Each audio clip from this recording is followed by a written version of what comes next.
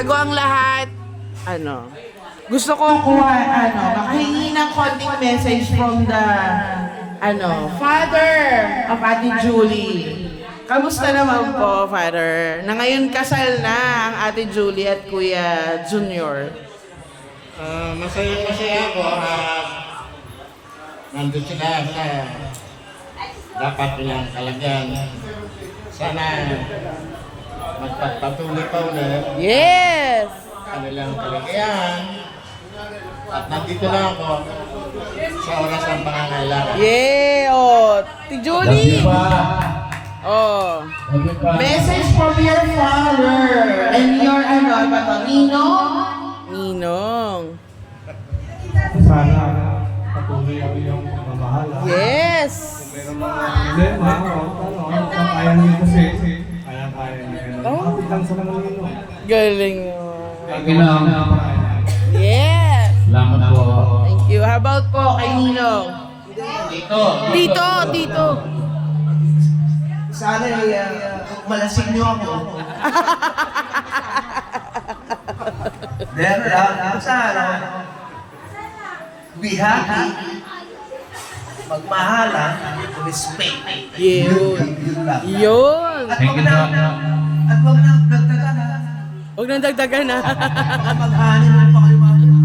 Baka mamaya makita pa natin.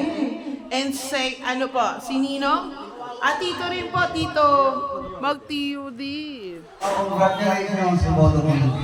It's better late than never. Wey! Talaga naman. Ninong Big ba to, Tito Big? Ang kanina ba? Konting message po. Mare. Congrats and best wishes to you.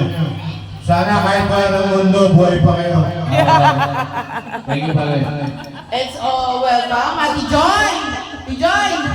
May konting message lang po para sa ating mga newlywed. Can you give some message? Kuya Junior, asa na?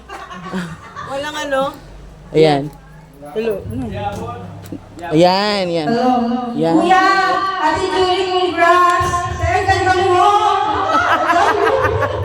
Ang tagal mo. Sorry na! Okay. Ang aking next message from Ate Jane.